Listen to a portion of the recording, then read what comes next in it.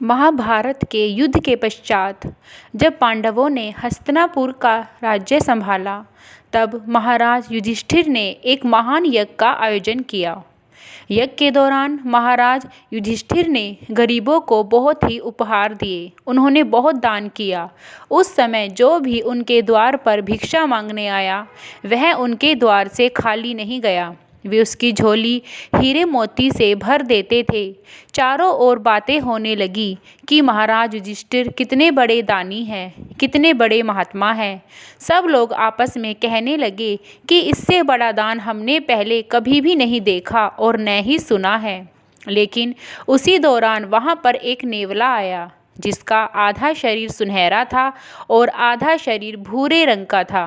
वह नेवला उस समारोह में आकर सबसे कहने लगा कि आप सब झूठ बोल रहे हैं, यह कोई महान दान नहीं है।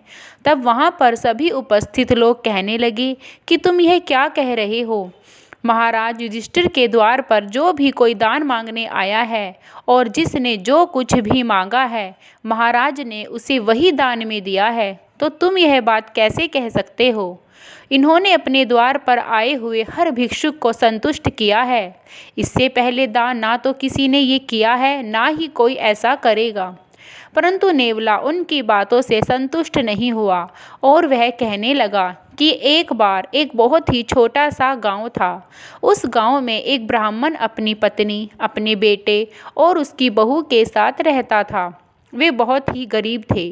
अपने जीवन यापन के लिए ब्राह्मण जो भी भिक्षा मांगता था, उसी से वे अपने जीवन का निर्वाह करते थे। लेकिन एक बार उस गांव में अकाल पड़ गया। अब तो गरीब ब्राह्मण को जीवन यापन करना बहुत ही कठिन हो रहा था। ब्राह्मण को किसी दिन भिक्षा मिलती तो किसी दिन नहीं। एक बार तो उन्हें भिक्षा मिले हुए पूरे 10 दिन हो गए थे। उनके परिवार ने 10 दिन से कुछ भी भोजन ग्रहण नहीं किया था। एक दिन ब्राह्मण देव कुछ भिक्षा मांगने के लिए घर से निकले तो उन्हें कहीं से थोड़ा सा जौ का आटा दान में मिला। ब्राह्मण बहुत ही खुश हुआ और उसने घर आकर अपनी पत्नी को वह आटा दे दिया। उसकी पत्नी ने आटे से छोटी छोटी 4 रोटियां बनाई ताकि सबके हिस्से में एक एक रोटी आ जाए।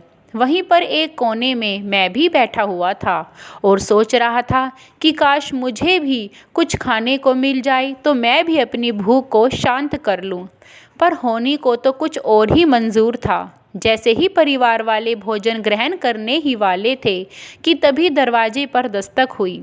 जब ब्राह्मण देव ने जाकर दरवाज़ा खोला तो वहाँ पर एक अतिथि खड़ा था। उस अतिथि ने ब्राह्मण से कहा कि मुझे बहुत ही भूख लग रही है, मैं कई दिनों से भूखा हूँ, कृपया मुझे कुछ खाने को दे दे जिससे मैं अपने प्राणों को बचा सकूँ। ब्राह्मण देव ने उस अतिथि से कहा कि अंदर आइए और आसन ग्रहण कीजिए, मैं अभी आपको यथाशक्ति भोजन देता हूँ। अतिथि ने स्थान ग्रहण किया और उसके पश्चात ब्राह्मण देव ने अपने हिस्से की एक रोटी उस अतिथि को परोस दी। अतिथि मानो कई वर्षों से भूखा था। उसने पलक झपकते ही एक रोटी फटाफट खाकर समाप्त कर दी और कहने लगा कि आपने तो मुझे मार ही दिया, मैं तो कई दिनों से भूखा था। यह एक रोटी को खाकर मेरी तो भूख और बढ़ गई है, यह शांत नहीं हो रही, कृपया मुझे कुछ और भोजन खाने को दीजिए। अतिथि के यह कहते ही ब्राह्मण देव असमंजस में पड़ गए, क्योंकि उनका परिवार भी कई दिनों से भूखा था और आज उन्हें कुछ खाने को मिला था, तो वह कैसे अपने परिवार को अपने हिस्से की रोटी देने के लिए कह सकते थे। लेकिन ब्राह्मण के चेहरे के हाव भाव को देखकर उसकी पत्नी बोली कि आप मेरे हिस्से का भोजन इन्हें दे दीजिए। और पत्नी ने यह कहकर अपने हिस्से की रोटी उस अतिथि के सामने परोस दी। उस रोटी को खाने के बाद अतिथि और रोटी मांगने लगा। तब बेटे ने अपने हिस्से की रोटी भी उस अतिथि के सामने परोस दी और कहने लगा कि अपने पिता के सम्मान की रक्षा करना ही एक बेटे का कर्तव्य होता है। अतिथि ने उसके बेटे के हिस्से की रोटी भी खा ली और वह एक और रोटी मांगने लगा।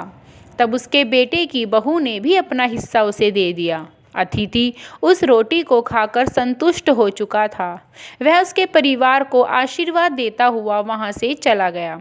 अतिथि के जाने के बाद उस ब्राह्मण परिवार के चारों सदस्यों की मौत हो गई, क्योंकि वे भी कई दिनों से भूखे थे और भूख के कारण उन्होंने अपने प्राण त्याग दिए।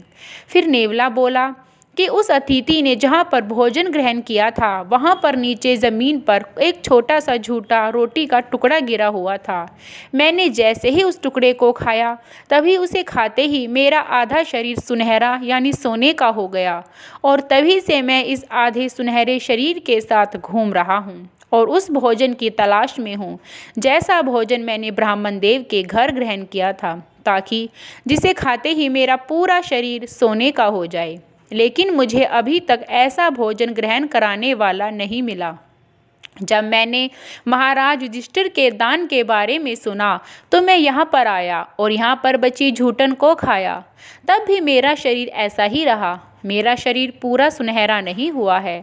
इसलिए मैं कह रहा हूँ कि यह महान दान नहीं है, क्योंकि महान दान तो उस ब्राह्मण ने किया था जिसके कारण मेरा आधा शरीर सोने का हो गया। नेवले की बात सुनकर वहाँ पर खड़े सभी लोग आश्चर्यचकित हो गए और महाराज युधिष्ठिर भी अपने आप में बहुत ही शर्मिंदा हुए, क्योंकि उन्हें अपने मन ही मन में अपने महान दानी होने पर बहुत ही अभिमान हो गया था।